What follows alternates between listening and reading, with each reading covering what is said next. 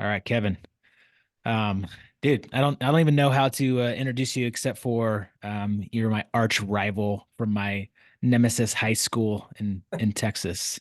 Is that a good way to start? It's a great way to start. Yeah. Guys, we had Kevin Goodnight on our podcast a couple months ago, and he is a new author. Wrote a book called Dad Voted, and it's honestly a fantastic book.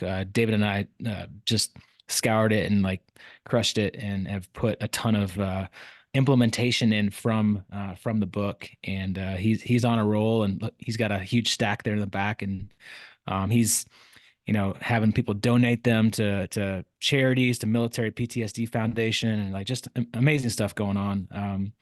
And we wanted to have him on and just talk about one, Kevin, your journey, and then kind of how we are becoming devoted dads in 2024. So I'm going to turn it over to you, and you have the floor, my man. Yeah, man. Let's start with good news. How about that? Let's do it. I got a buddy, best friend of mine, 46 years old, Stuart. Great name, right? And stage 4 colon cancer for the last year. And we just got a text 5 minutes ago that he's 100% cancer free, dude. Oh, Battled dang. stage 4 and took it on like a beast. So my walk downstairs and my wife was emotional in a good way. So love to start out with good news, man. That's That's just awesome. what a battle he's been on. And then just a shout out to you guys. Like I said, Stuart, just the power of LinkedIn. We connected, not even knowing that there was that we grew up 8 miles away from each other, and Yeah, that you tried to date all the girls I was trying to date, and probably good. Probably true. and that we dominated y'all in football, but y'all took us down in baseball. But it's what the power of LinkedIn and the power of connection, and then the power of this brotherhood of fatherhood, that we're all on a mission together to just be a little bit better. Some of us need some massive shifts. Some of us just need to be just a little bit better, and that's what we'll talk about. But really quickly about me, because I can't share how to be a devoted dad if I don't share how the journey became. So bear with me. I try to tell the story in under 5 minutes, but it's so rich to show how God can pull you out of the depths of darkness and kick you in the face so that you begin walking a path of obedience. But basic stuff: live in Houston, Texas, in the suburbs. Married to my bride, Keely. We met in college at Baylor. Been together ever since. Married 17 years, and in the throes of fatherhood, got a 13-year-old boy and a 10-year-old boy, and just rolling along with life and the punches of raising little warriors, man. And so excited to just and excited for the path of where I was 2 years ago versus where I am today, and even where I was 10 years ago, and so I'll hopefully share some hope. But long story short, Dad Voted book, mission, ministry, mission, whatever you want to call it. It started with a vision. I woke up in the middle of the pandemic, and I told my wife, I said, "Look, the Lord just told me He's going to show up big this year." And my response was, "How?" I just laid off 35%, 30% of my staff. My income's down 30%. We're drinking every night. It's a frat party in our street, and it was just, how could He show up during this time? And during that lowly season, I was journaling, and I went back and was looking back at journals, my journal entries. And not that I was an avid writer by any means. I was journaling and just saw so much good. And through every adversity, losing a job to the factory shutting down, and having a baby number 1 on the way, to baby number 2 coming, and we moved across the country. And I told my wife, I said, I feel like I have a book inside me, but who writes books? I got a lot to teach these kids. And long story short, go through the year of the pandemic, and nothing happens, and get to December, and I decided to go on a fast for 10 days to strip alcohol out of my life. That was the one thing that I would say was holding me back. 10 days in, nothing happened. Okay, I said, man, the Lord says He's going to show up, that I believe He's going to show up. 11 more days go by, and we go to a wedding, and we're at this venue, 150 people. You have to almost put yourself in this place of the first party we had been to. And we sit at this table, and 25 tables are packed full of 8 to 10 people. And our table has this one couple, and they're very awkward. They're eating under their mask, and wouldn't talk to us. On top of that, they're Nigerian, very thick accent, can't understand them. And we get to the end of that dinner, and she looks at me and she says, "I just want to tell you, you're going to write a book one day, and it's going to impact the kingdom." And I looked at her and I looked at my wife and I said, "Is that the Lord showing up?" And she said, "Absolutely." And so here it is. I get this calling and I walk out of there on cloud nine. And for the next 10 months, I do absolutely nothing with it.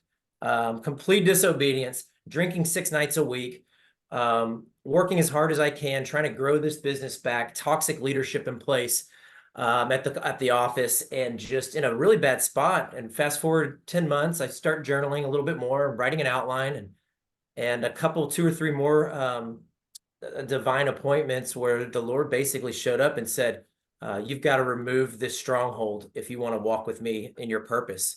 And so long story short, after, I mean, I've told the story on y'all's podcast. You have to find that episode, but it's divine appointment after divine appointment of texting a guy I hadn't seen in 5 years, and he said, "Hey, we're going to be at your church tomorrow. Why don't we meet?" To one of my office employees telling me that I needed to break the curse of alcoholism in my family, or it would travel to my kids. I'd leave, get in the car. My podcast says how to attack the curses of generational sin in your life. So these things just continue to hit. And long story short, I'm writing this book, still drinking every night, but it's pretty good. I'm like, okay, we got something here. In August, I had an accountability check-in with a buddy and started tracking my alcohol intake, and it was shocking. And August 21st of 22, I checked myself into a faith-based recovery. And dude, I think we're sitting at like 520 days, man, of sobriety. Haven't even thought about it other than some moments here and there. And just the mission and vision has just exploded. And just to back up to that point, on day one of sobriety, the Lord said just to wait. And I said, okay, I can wait. Had this book, about 15% of a manuscript done, and it was good, and no name, and naming a book's hard. And on day 40, I just said, "Lord, what am I going to call this?" And he said, "DadVoted." I said, "DadVoted, devoted dads, and developing devoted dads." And as you get to know me through this call, I speak in alliteration. So hopefully that jives with you guys. I've got alliteration and acronyms. Otherwise, I can't remember anything. But day 40, he gives me the name DadVoted, and scared to death, I Google it. It pops up. A week later, I've got a trademark lawyer. I've got a website. I've got a book name. And 4 months later, I've got a manuscript to the publisher. And 5 months after that, we've got a published book. And DadVoted, dads devoted to discovering their duty, direction, and destiny. And really just I just prayed for the name of a book. And the Lord said, "I'm going to give you that mission and that ministry, and I'm going to give you a movement." And man, the sky's the limit of what's next in this movement for dads. My identity has been reframed and changed from generic to specific. And then again, like I said, just so pumped to be linked with like-minded men like you guys. So that's the DadVoted in a nutshell. Yeah, dude. I love it, man. Love the story. It's pretty cool what God could do for you, right? Absolutely. Yeah. So really, I think the call today is, now that we've gotten to this DadVoted stance, is what's next, right? And then that's I think that you called it, and this was actually a challenge to me, man. And it says how to be a DadVoted dad in 24. And I don't know. I have if are you guys one that pray for a word for the year? Some people pray for a word or a phrase or a slogan. I know that's something I've done the last 3 years. So let me share the last 3 years. 2022, the word movement was given to me. So when I get the word movement, I'm a dude. I think, okay, I'm moving jobs, right? I'm moving houses. I'm moving. I had a job opportunity in Austin, didn't pay, and I'm like, okay, we're moving to Austin. But during that time, God moved in my heart. He moved and changed my life, changed me from the sobriety movement to and gave me that new identity. So I stayed physically put while God was moving. So that was my word for 2022. And for 2023, the word was bold. And I was a people pleaser by nature, very scared to launch DadVoted with my career and didn't really want to. I barely had a following on LinkedIn or anything. And so the word bold came in 23, and I went at it pretty hard, and bold prayers, bold movement to launch a book, launch a business, an LLC with DadVoted. And this year, kind of a challenge. Thank you, Stu, for just the challenge. I just prayed over the word And the word that came to me was refine. And I just couldn't get my head around the word refine, and I love the word. And so, and I think it's kind of a twofold word. You know, we refine something, it's making fine tweaks, just adjustments, enhancements, trying to boost something to make it just a little bit better. I think all of us, even if we're on this call, we're not bad dads. I mean, you're on this call, you're already a step ahead of probably 95% of the dads. But how can we be just a little bit better? How do we shift from thinking about today only to thinking about multi-generational legacy? That doesn't happen overnight. And so that was really the small changes. And then I look at the word refine, and I look at refining, the process of refining. And I think of gold and refining gold to make it pure. And the whole process behind the refiner's fire is they heat that gold up so high that the imperfections rise to the top, and you scrape those imperfections off. And from there, you now it is a refined piece of gold. It's worth more value. It's got clarity, and it's more purposeful. So I think that's the twofold approach of what refining is, of fine tuning, small changes. We're not talking about massive pivots. I mean, alcohol abuse for me, that was a massive pivot, but just little moves that I made along the way to just become just more refined. Does that make sense? Yeah, dude, I love it. It's like just getting 1% better every day, like Just, taking small little action steps.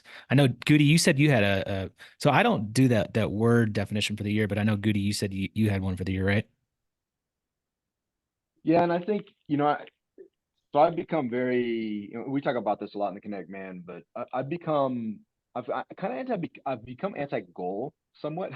yeah, And because, all you have to do really is make an assessment. What is the success rate? Do people typically, the process of creating a goal, and we talked about this yesterday, actually, I had no idea. I was doing a little research. I didn't realize January 17th was like a pivotal day.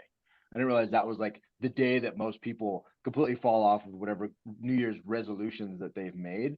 And I right, find that fascinating. I mean, it's like, barely 2 weeks into it. I thought it was a month, 2 months, whatever it was.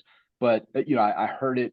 It was being advertised like, January 17th, today is failure day, or whatever it was, right? And, right. and it was a small celebration for all of us that don't do it. So I've really stopped that. And I love how you highlight I love the idea of a word or a phrase, because it adds, to your point, the refinement and the clarity. And so for me, it was discipline, right? And it's such a powerful word, but I started breaking it out. No Yeah, kidding. I spent hours to be like, okay, what does discipline mean to me, and where do I want this discipline? I want it in my spiritual life. I yeah, want it in my physical life. I want it in my mental life. What are the things I'm bringing in? What are the things coming out? I want it in my family life or my relational life. And so I broke it down to those 5 categories and just started putting, habits, not goals, but habits. Dating my wife, dating my kids, working out every day, breaking that down. What does that look like? And really creating something that, which I love about your book, by the way, is that it's not like, there are high level things in it, but it's a very action oriented, like bam, bam, bam. right. Think about this. Have you considered this? Pray about these things. Like, have you considered the idea of even every day considering like where you want your children to go? Like all these different things that are just very, very actionable. Yeah. And I think that's the key, right? To make it palatable, actionable, and small enough that we can do it every single day. And ultimately that's going to build on itself. Yeah, and when you hear what I'm gonna get to, we're in lockstep on how you get the big picture, and then you chip away at it otherwise, and then you throw accountability on it and watch it skyrocket, right? So that's the kicker. I guess for the audience, I mean, is there anybody else that has a word for the year that they'd like to share, or a phrase that's jumped out for them?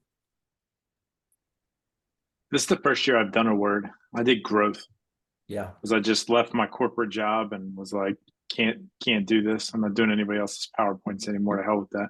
And I'm focused on growing my own business and doing my thing, and kind of along the lines of what David was saying. I map out like 5 areas based on the hats that I wear.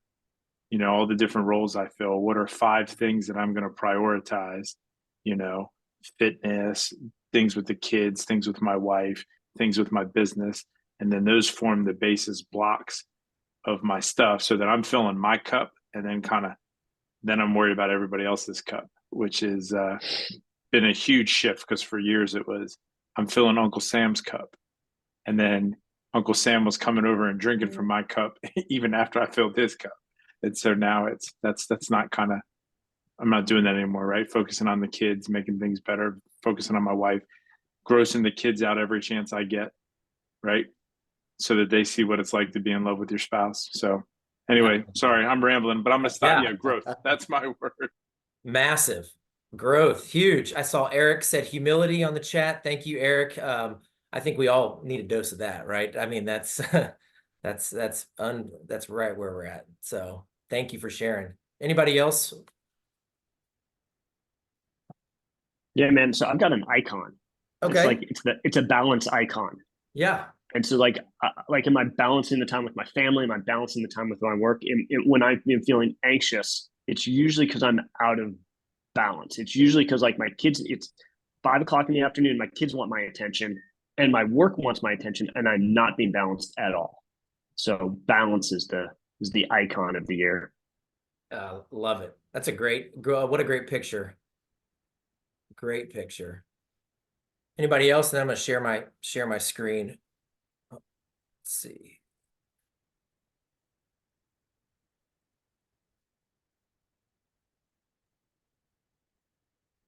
All right. So can everybody see what we got going on here?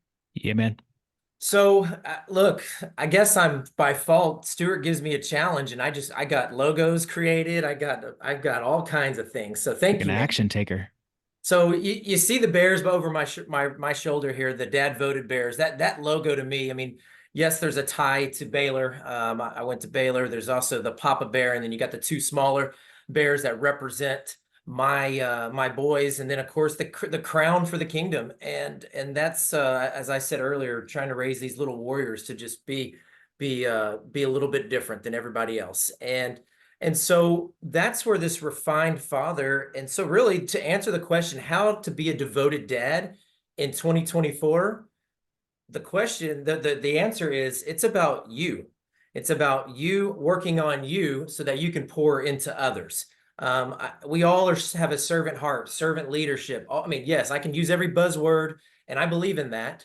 But at the end of the day, if you're not taking care of yourself, you can't pour into others. And I look and I challenge you guys to do an exercise I just did, and I posted about it a week ago. I was sitting with my 13-year-old the other day, and I just said, let's think back 10 years ago. And 10 years ago, I was 31 years old. I had just short sold my house in California, never had missed a payment in my life. My credit score goes from 850 to, I don't even want to know, 600 and something. I'm living for myself. I'm living to please others. I am self-seeking, just all these things that were secret living. My dad bod was coming on point, present but not intentional.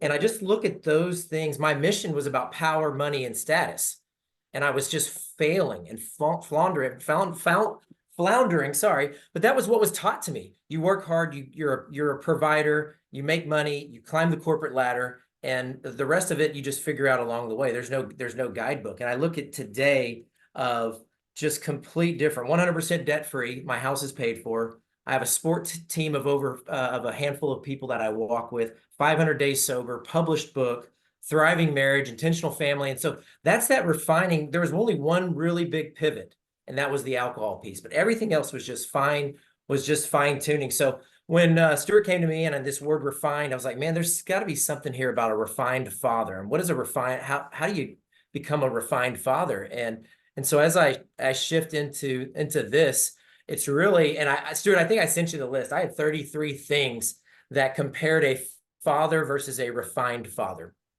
And I'll go through. Fantastic.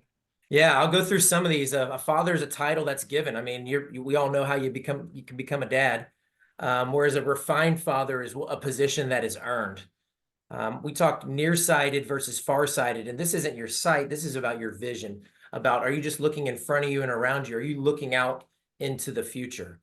A father that is anxious and weighed down. I think our friend Jeff just talked about the weight of corporate America, but yet a refined father, it doesn't say you have to quit your job to be that. It's calm and peaceful. I walk into my office today now. I delegate better, I hire better, and I come there on mission because I know that this is my little window to work and provide, but I also have a mission to serve dads as well.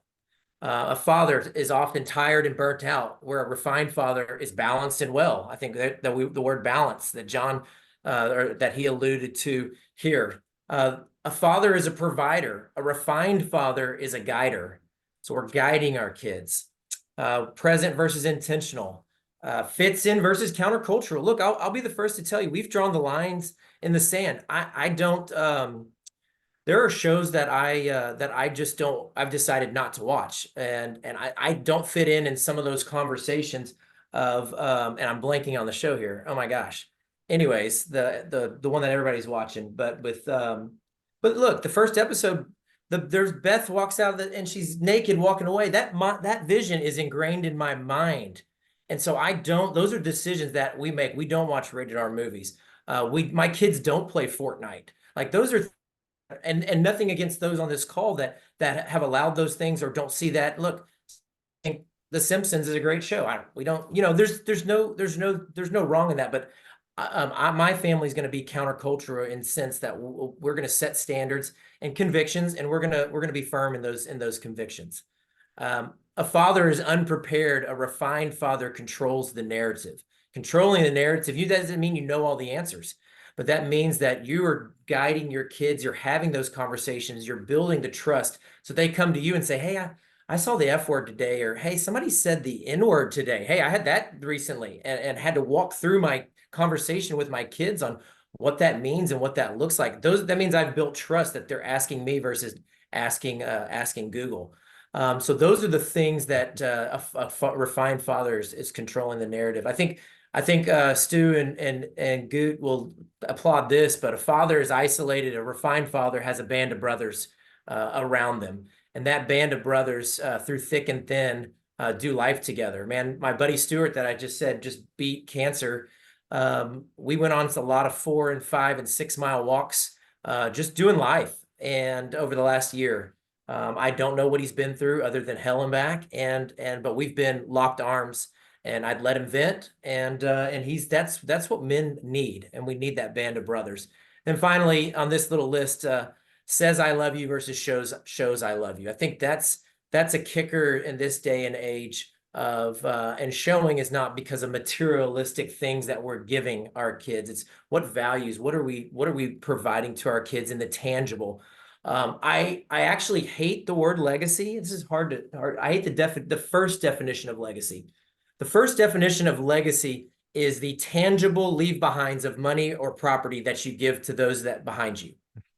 The second definition of legacy is that of intangible that is left behind in terms of your words, what you've provided to them in guidance and support. So that's a strong to say I hate legacy. Look, I'm all about human capital, financial capital, intellectual capital when it comes to legacy, but I find it that the world's definition of legacy is first and foremost all about money and things, right? There's 27 other things that I've given the definition of what a father versus a refined father, and some of these aren't very far off.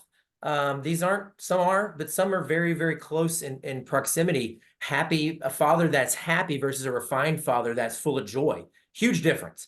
Happy is based around circumstances. Is the weather good? Does my wife love me? Did I make the bonus check? Joy is a state that's a fruit of the spirit. That's no matter what's hitting you, whether the weather's bad, the bank account's full or empty, you have a sense of joy. So there are some again, I can share that list and maybe in an email follow-up of what a full father versus a refined father. But really just wanted to open this up to any thoughts, questions, challenges on my comparison chart here. Dude, I love this. And one thing I want to highlight, and you said it, you touched on it. These lists are not super far apart, right? They're not unachievable. They should not be overwhelming, because I think, it's iterative, right? Like, one of the things we talk about all the time is if you ever find that you're in a place where you're like, man, I made it, then your aim is way, way too low. And so it's just, but also the opposite side of that is as you progress towards that man that you want to become, the refined father, the vision of that, as you set that vision through intentionality, what's amazing is you should also pause and reflect and give gratitude and acknowledge the steps you're taking to become that guy, right? The process you're making. So when I look at this list, it's very easy, I think, to be like, man, I am nearsighted. Maybe I'm middle sighted, but I'm not farsighted, or I'm definitely not calm and peaceful. But am I more calm than I was last year? 100%. Am I way more peaceful? Depends who you ask. I think I am. My kids may have a different opinion. And maybe I'm not farsighted, but maybe I'm medium sighted, right? And that's much better than being near or even reverse sighted. And so I just wanted to emphasize, because I know your heart, dude, like this is all, none of us are here. I'm highlighting refined, but dude, as we step towards that, and then the brotherhood that you talked about, like we can encourage each other in that. Be like, hey, dude, how you doing? I'm great. Or hey, dude, I noticed you're doing these things, and it's freaking awesome. I just want to encourage you.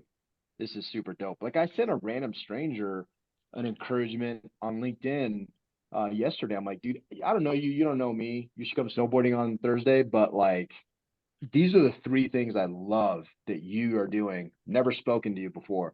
I love your focus here, here, here, right?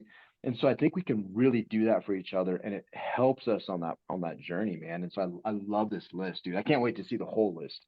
Yeah, You it's sent it to you sent it to Stu?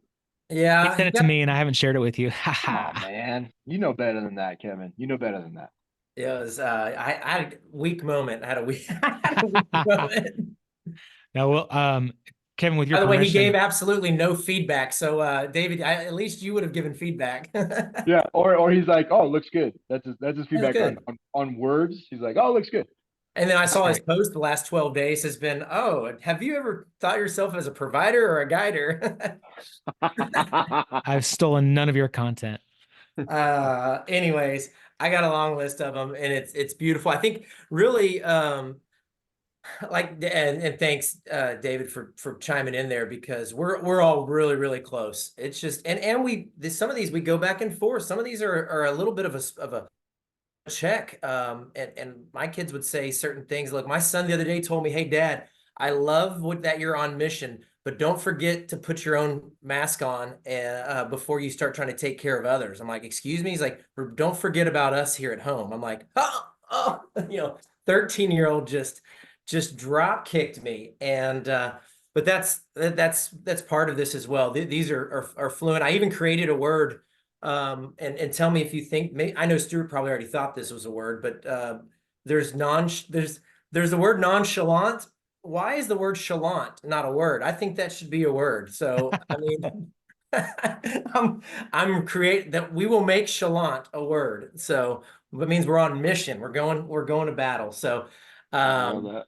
Hey, I Kevin, love it, let man. me speak on one that really has hit me, and it's actually something that we've been talking about as of recent in the Kinetic Man Mastermind, is the difference between present and intentional. We've been on this topic of habits, and our challenge to all the men in the group was to just make it a habit of turning your phone off, or at least putting away your phone for 1 hour, because I think a lot of us think we're present, as in like we're physically there in the house, or we're physically at dinner at the dinner table, or we're physically watching a sports event, but we have this little mini computer in front of our face, and we're not intentional about actually, emotionally being present, or just there with the family, there with your friend, there with them, without all these distractions of a simple device like a phone. Yeah. And I'll tell you what, it's a challenge. It is a challenge to literally turn your phone off just for an hour every day. And some of the guys in our group are like, oh man, this is the hardest thing I've done. Not crazy. But I'll tell you, one of the things, and intentionality also allows you to ask really hard questions, right? Yeah. And one of the a great question that we can all ask ourselves with, and with the cell phone as a focus, but really presence as the focus is it better off for this group of people, my friends, my family, whoever it is that I'm currently in this room with, is it better off that I'm just not here if I'm going to be distracted, right? Like, it's a great question. And the answer could be yes.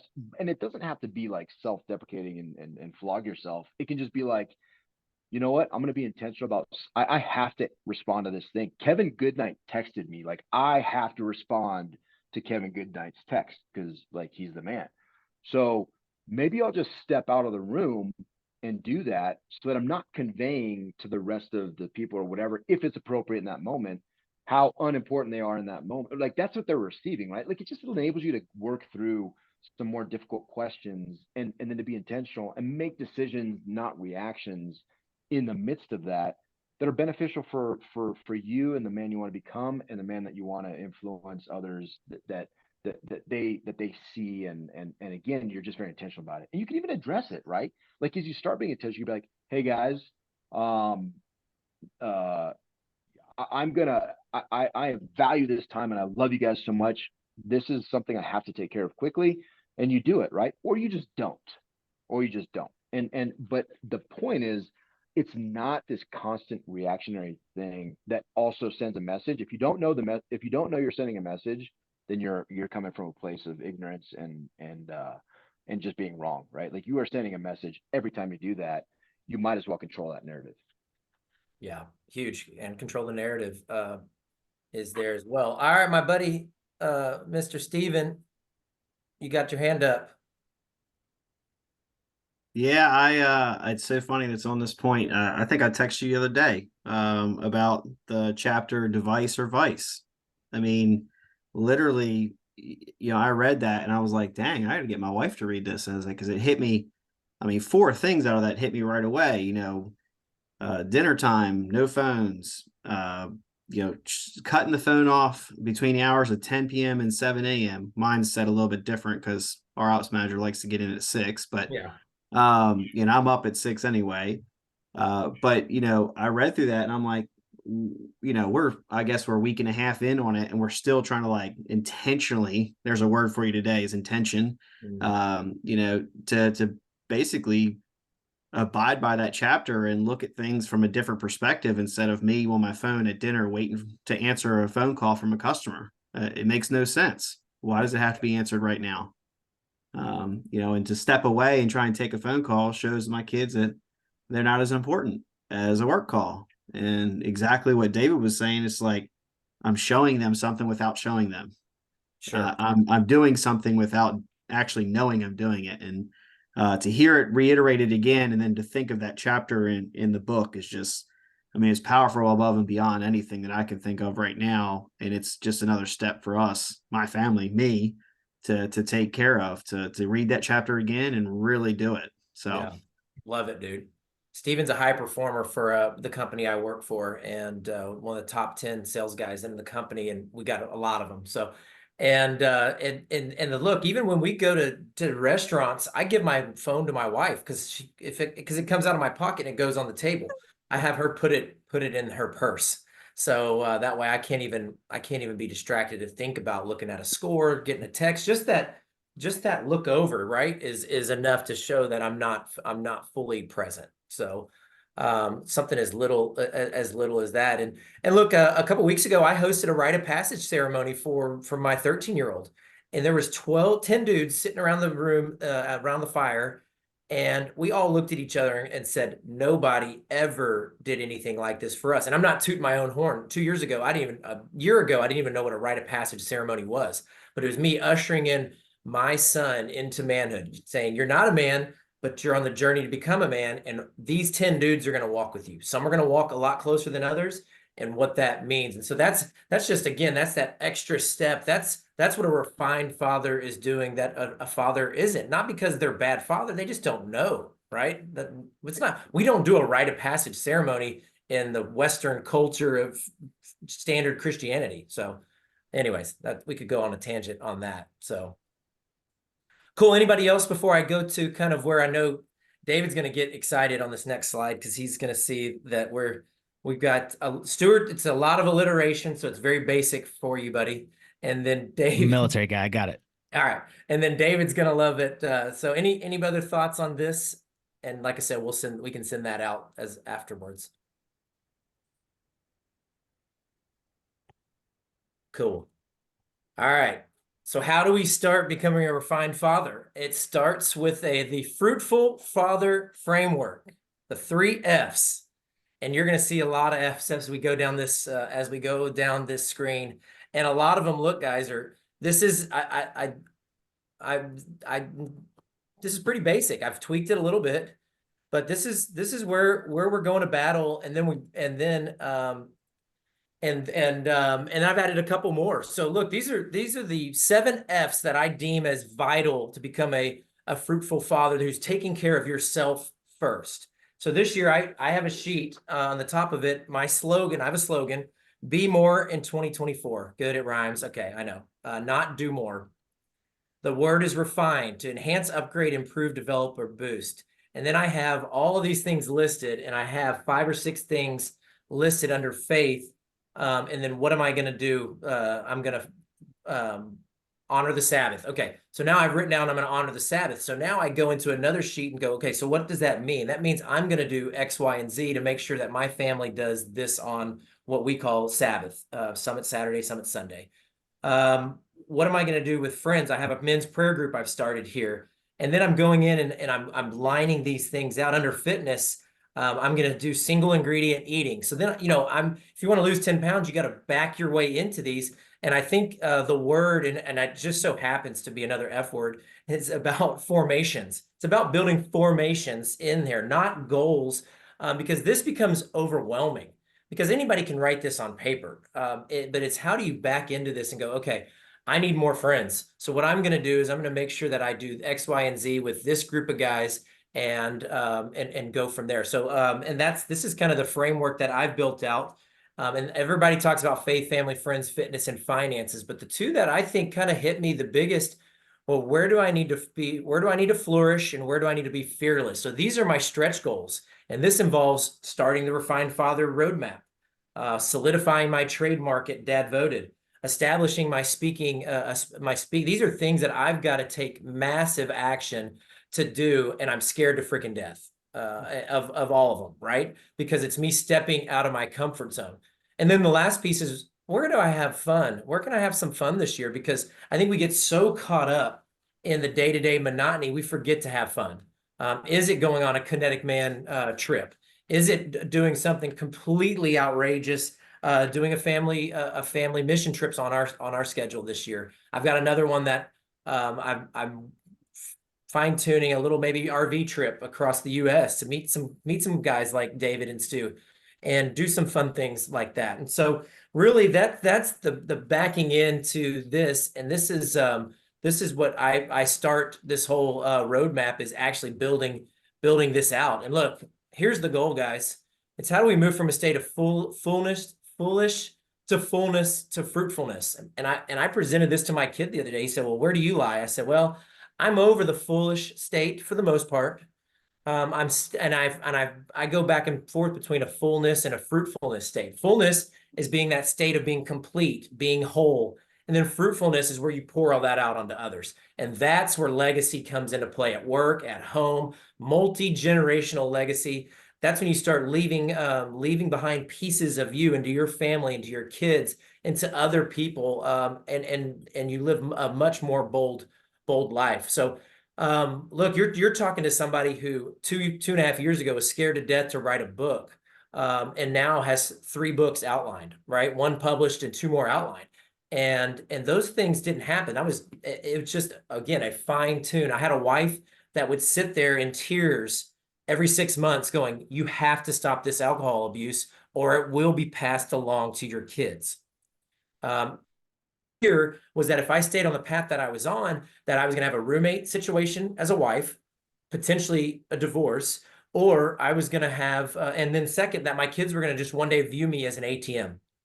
And I've got 5 years left with one kid here in the house, and I've got 7.5 years with the other. And I have that opportunity. Again, not perfect. I freaking fail often. And I think I joked with you guys, I'll have a meltdown and my son will go, well, what chapter did you write about blowing up, dude? And so anyways, this is the baseline of a 12-week program. That's in book 2, punk. Book 2. He asked me yesterday. Yeah. He's like, well, what's book 2 about? So I started talking about that, and he's just trying to find out. He just didn't want to take a shower and go to bed. So he was asking me all these like deep questions about what I have on the docket. So so yeah, the goal is, and I don't think I gave a good enough view, but it's to just, it's bullet point a few things here, and then on a separate sheet, how do I improve my faith? Okay, for me, prayer, hard. So I have a beautiful quiet time every morning, but now I set an alarm at noon, and that just reminds me that I'm gonna just have a little prayer time, 5-minute prayer time at lunch, right? When I go to bed, my wife and I, probably the best thing for our marriage last year, towards the end, is we alternate each night. We say a prayer for each other. And look, some nights it is literally like, oh my gosh, it's Lord, thank you for my bride and get me some rest. But sometimes it's, Lord, we need you, and we need you to provide for us like no other. We need our kids. I need you to provide a platform for our kids, for them to be great for you. I need you to open up the doors with a divine appointment. I mean, we're entering into prayer like it's just as our Heavenly Father wants us to. So and so that's kind of this framework of a 12-week bigger piece that I've built out. And look, Stuart, all it took was you asking me to be on this call. Now I got a 12-week class coming out of this. So what can I answer, or questions about the Fruitful Father framework?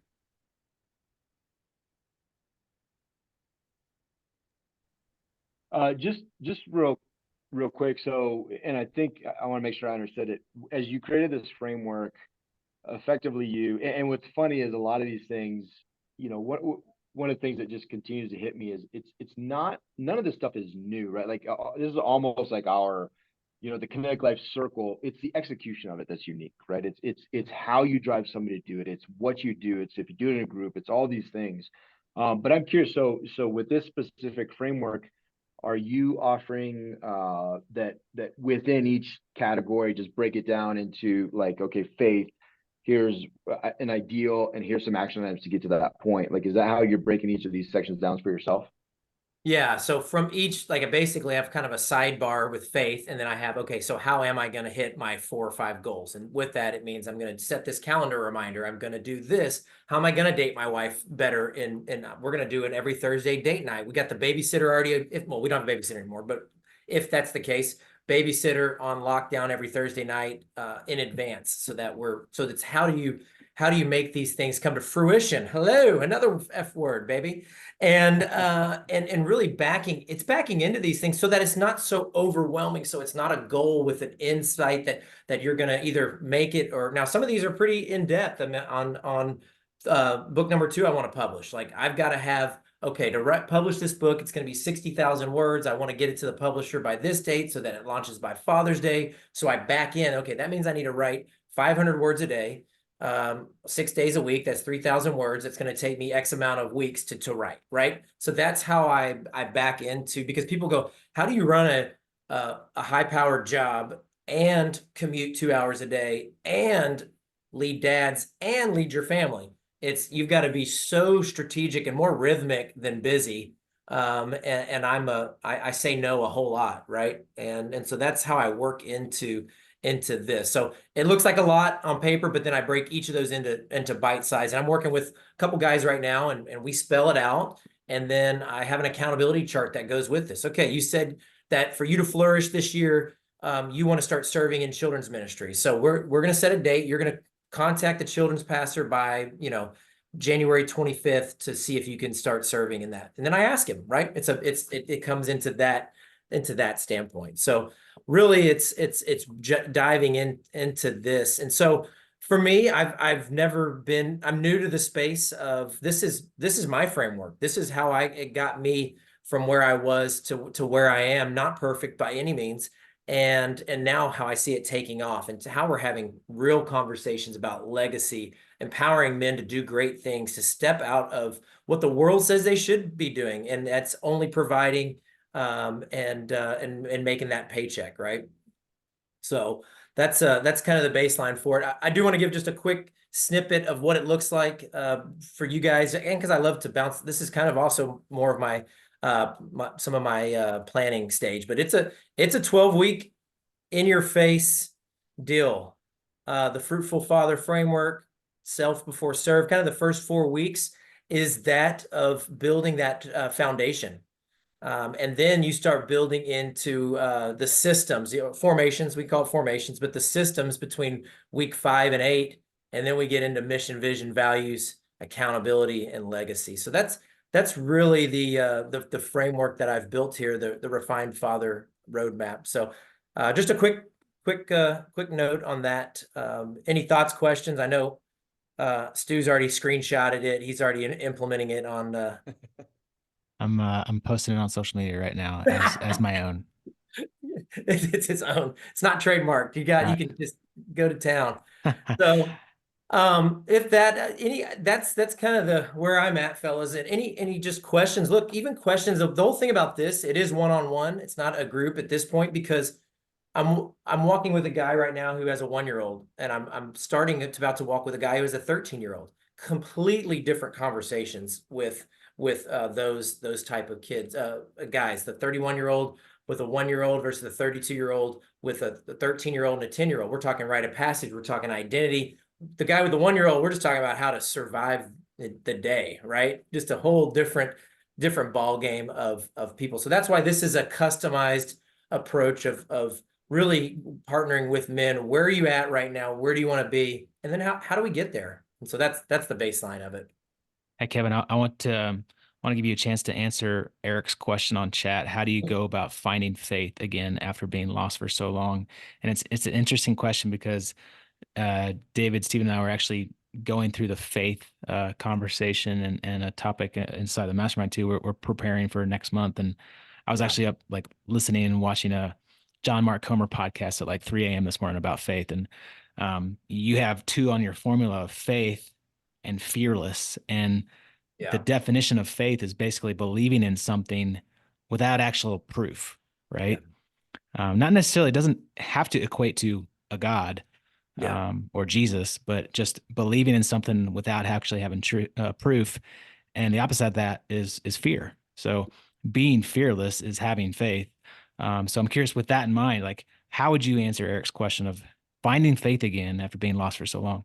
Yeah, man, that's beautiful, and just to ask that question alone is bold of all things, man, because it's a challenge, and we're up against a lot of things, and especially those that have been burned by religion. Like I had somebody recently tell me, we heard Kevin found religion and got sober and stopped partying, and I'm like, I didn't find religion. I actually hate religion. Religion is man-made.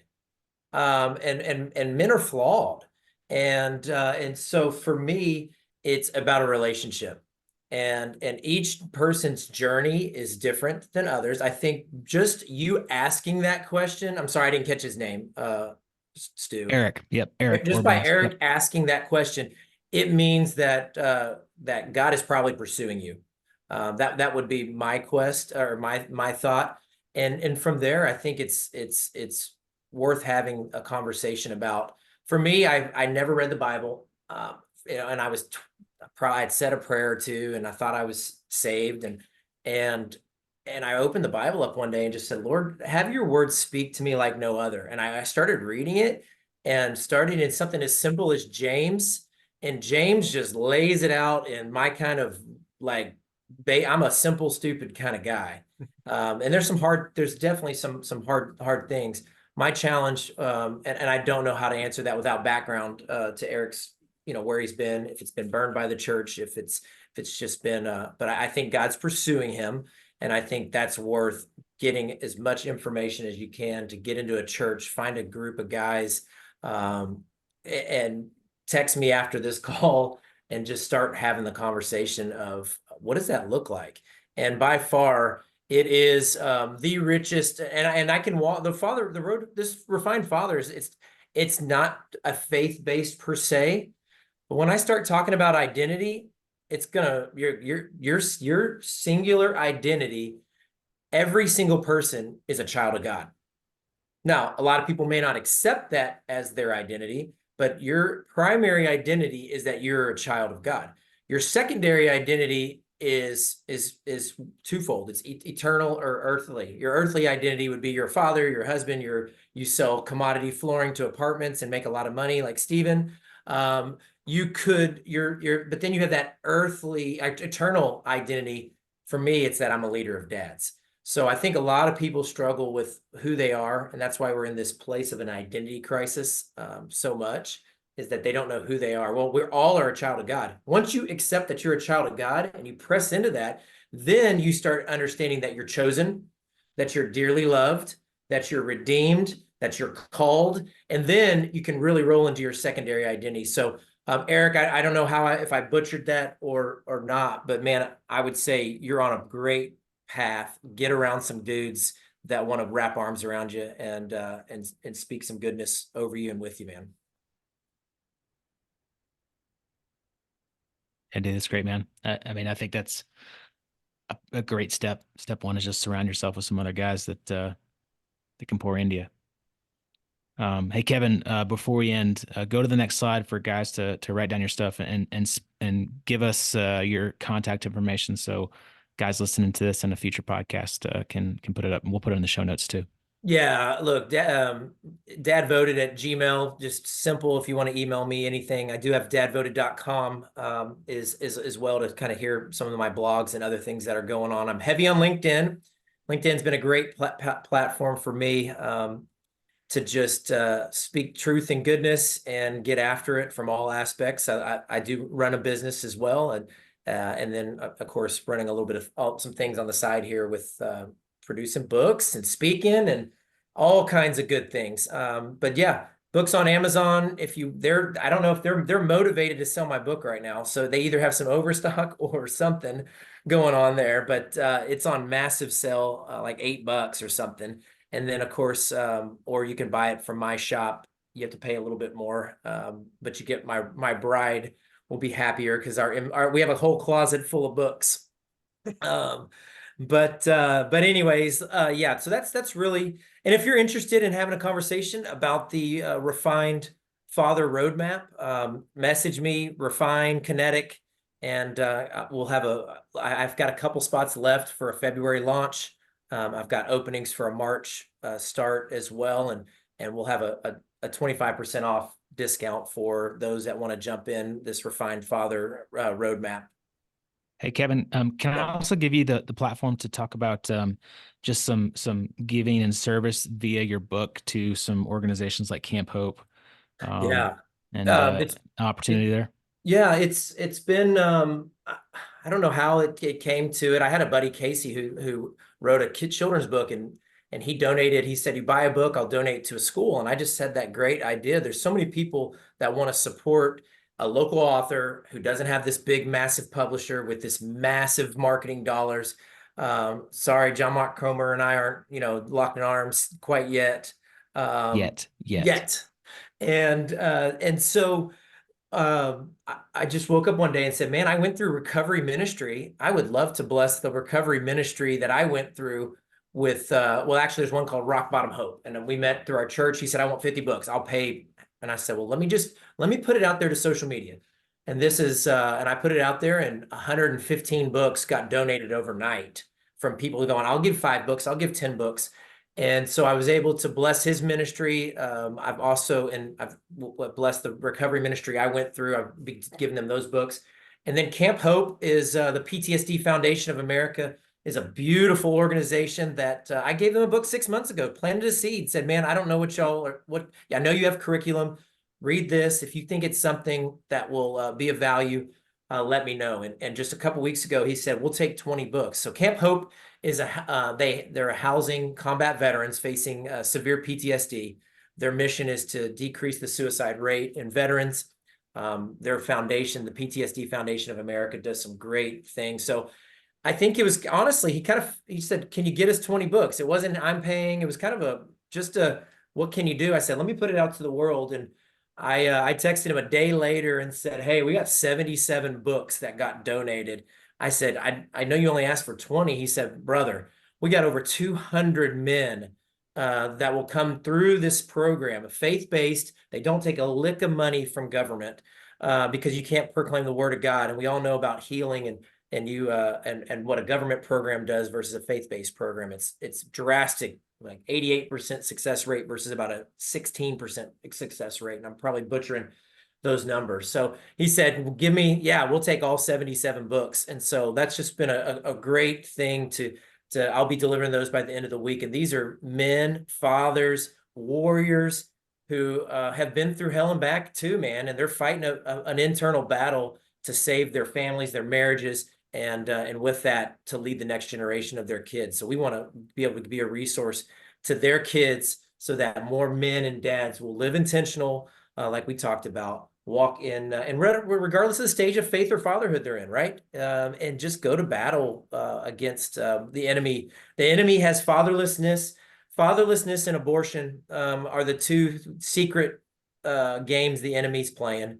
We're not paying attention to it as a society. It sucks. I'm not trying to get in a political conversation today about either of those two topics, but it's the enemy has his claws in us from a fatherlessness perspective. My goal is to stop fatherlessness in the corporate America household where the guy is in the house, but he's not present. And that's my sect. It is a sect of fatherhood because you're looking at one that was living it and was on that path of just having a roommate and becoming an ATM. So got me excited, man. You got me fired up. Love it, man. Yeah, and I was just there's multiple Camp Hopes, and I just looked up one. There's one here in Colorado, and the one I know that you're supporting is in Houston, and I'm sure there's more Camp Hopes around. But PTSD Foundation of America, fantastic organization, and if this is calling to you, and then reach out to Kevin and let's get some more books out there. David, you got anything else, Goody? No, man, I love it. I love it. Thank you so much, Kevin. Every time we talk, you're a blessing. Love the content, love the book, and really more than any of that, just love your heart for you hit on two things that I'm extremely passionate about as well. And one really big one is this idea of fatherlessness and just there's some great TED Talks out there. I can't remember the names or skipping me right now. There's one. If you Google TED Talk, female lawyer, divorce lawyer on fatherhood, like such a fascinating talk, but it really highlights the power of fathers and manhood, quite frankly, in our communities and society. You don't even have to be a dad. It's just living in your influence and pouring into those around you from a manly perspective and what that means, and really looking in the mirror and being like, look, this lie of manhood, these clowns online that are pushing extreme, thoughts and womanizing and all this kind of stuff. That's not what men are, right? More men like this who are in this call need to step up and be like, hey, this is what manhood is, man. We're brothers, especially Stu. We cry. We're very comfortable in crying. We're very comfortable in emotion and pouring into others and walking, shoulder to shoulder, sometimes hand in hand and just doing life together. So, dude, I love it, man. Love your heart. Love just the blessing that you are to us and to all the dudes that you're touching. You don't even know all the dads and the men that you're touching them in a very profound way. You won't know that till you get to heaven and it's revealed to you there. So appreciate you, brother. Love it, man. Appreciate you guys as well. Awesome. Yeah. Awesome. Love what you guys are doing as well. Keep up the good fight. Thanks, my man. Well, I'll end the recording here. I know we're at the hour mark. If anybody needs to jump off, please do. But we can keep it going for just a little bit if anybody had any extra comments.